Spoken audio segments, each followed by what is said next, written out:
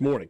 Speaking of C Spire, right now we are joined by Charles Watson from C Spire. He is Senior Vice President for Network Operations. Charles, when you woke up this morning, or maybe didn't go to sleep last night, did you breathe a little bit of a sigh of relief that Hurricane Francine turned out to not be nearly as damaging and destructive as perhaps it could have been? Just a little bit. Just a little bit sigh of relief. I can certainly imagine so. Tell us about what you do. Senior VP Network Operations, that looks and sounds great on a business card. What does that mean in practicality? So I'm in charge of operations for the network here at C Spire. Really, because I've had the pleasure of witness the evolution of 2G, 3G, 4G, and now as we embark on 5G, as well as rolling out fiber to the home. So I am truly blessed to have an opportunity to work on building and really maintaining a network that our customers can depend on. Yeah, and it's one that it's not a luxury anymore, right? There was a time where having wireless communication was a luxury, having internet in your home was a luxury, or in your business. That's not the case anymore. It's a necessity. It's what kind of makes our worlds go round. Yeah, absolutely. Charles, as it pertains to preparing for a major weather event, specifically a hurricane, as we were dealing with Hurricane Francine, what does the preparation process look like for you and your team at C Spire, knowing what we just said, that ability to communicate, the ability to be online is so vitally important? So it's interesting. So preparing for a storm is a lot like preparing for a sports season, right?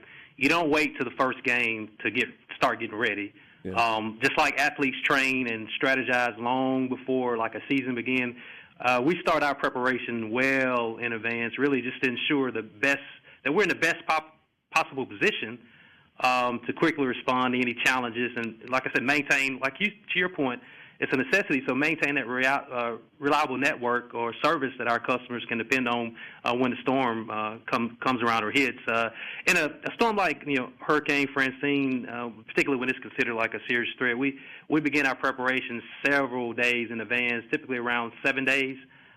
We start looking at the trajectory, looking at the intensity, and once a storm has been really identified, the team closely monitors that, and then we enable our readiness plan, so that playbook that we have that's constantly being continuously improved on. So that readiness plan, what does that look like? Because you've got cell tower sites that have to have power, and then you've got this incredible network of fiber. Where is there the most concern? What's the first thing that has to happen in the event that there is a significant storm that knocks a lot of stuff offline? Yeah, so we year round we maintain maintenance routines where we have generators that exercise regularly to make sure they kick on, and storms like this, the biggest thing is power outages and things of that nature.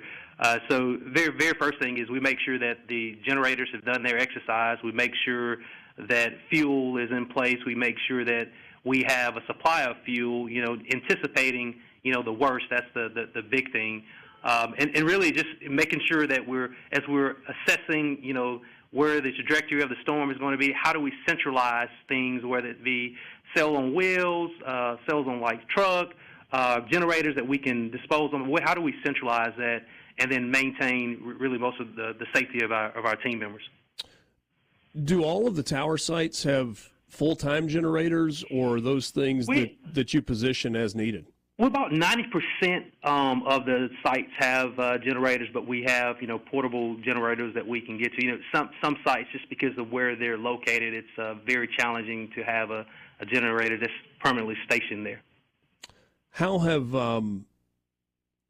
the preparation and implementation of these plans changed? You've been with C Spire a while. We were talking with Ricky Matthews just a little while ago.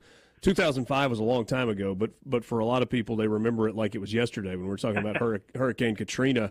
How has readiness and preparation and execution evolved over the years? Yeah, so we take lessons learned. We do tabletop exercise to continuously redefine our process and strategy. It's funny, I talk about never being satisfied. I remember my dad used the analogy of the easiest time to kill an alligator is when it's full because it's eaten and it's satisfied. So we constantly take those lessons learned and we constantly table exercise, and you kind of I use a proactive paranoia approach to make sure that the preparation is there, but how you continue to improve from what you learned from the last storm. Are you an alligator hunter? I'm not an alligator hunter. Okay, that's come up multiple times on the show today. Lance is a big alligator guy. I'm thinking Mr. Watson needs to be on the team here. Yeah. Oh goodness. What about so we know that in some ways we kind of dodged a bullet with Hurricane Francine. There is some pretty significant power outage. About 9,000 Entergy customers are without power. They're working to restore that. Has there been any effect to the C Spire network? Yeah, we have several sites running on generator and battery backup now. So we've seen the power outages. It's a pretty neat system the way we have the automation standpoint, to where we know when the generators come on, they pop up and we can monitor the fuel level and all that good stuff. So we have seen power impact in some of our areas that we serve, but the generators are up and running and keeping the service reliable. Charles, do you and your team have like a storm center war room, or is this something where everybody can just kind of operate from their offices, from their desks, or remotely? We have it's a NOC, and what I call is our network experience center. So we have a network operations center that it's a very, very, very sophisticated facility that this team works out of. That allows us to do correlation, do a lot of proactiveness, and helps really prepare the field techs. It helps with the internal communications. So we have a place designated where this team kind of focus on making sure we're doing things right. When you're tracking and monitoring storms that could potentially impact Mississippi and your service areas, are you relying on the same information that's available to the public, National Weather Service, NOAA, Weather Channel, and all those things, or do you guys have kind of a different system that you're using to get the most up-to-date information? No, you're taking a lot of data from a lot of different places, and then what you're doing is, like I say, you're looking at projections of looking at an analogy of what if this happens, what if that's happened. So you're taking a lot of data. It's funny where we are today when we talk about being a necessity. Data is a big thing. So you're taking a lot of that data to make informed decisions on situations. Last question for you, and this has absolutely nothing to do with the hurricane or that type, but I do think falls very much on your radar in terms of network operations. We are in that time of year where people are filling up football stadiums, whether you're talking about Starkville or Oxford or Hattiesburg or high school stadiums, and that has traditionally kind of put a crunch on wireless communications. It's so much better than it used to be. How do you guys address big crowds in single sites without losing the capabilities that people are used to with their devices? Technology has evolved. Back in the day, you didn't have Wi-Fi or anything like that. So the evolution of technology, and you can take advantage of Wi-Fi. You can take advantage of DAS systems, and there's just the technology allows you to use in situations like that to provide a better experience for customers. Fantastic stuff. Charles, thanks so much for your time. I appreciate you. Like you, we are very much thankful that Francine was not worse than it was, and we'll get back to work and hope we can avoid any more storms. Okay, you guys stay safe. You as well. Charles Watson, Senior Vice President for Network Operations at C Spire. Lance, good conversation with him, and is there a time where we don't just constantly need these? I'm holding my phone in my hand. Well, I've been a C Spire customer since I can, I don't even know when I started, but it was a long time ago. Yeah. And I'm a huge C Spire fan. They do an amazing job. They really do. And I want to pat them on the back there because man, they don't let you down. C Spire has been and is a great partner of ours at SuperTalk and has been for a long time.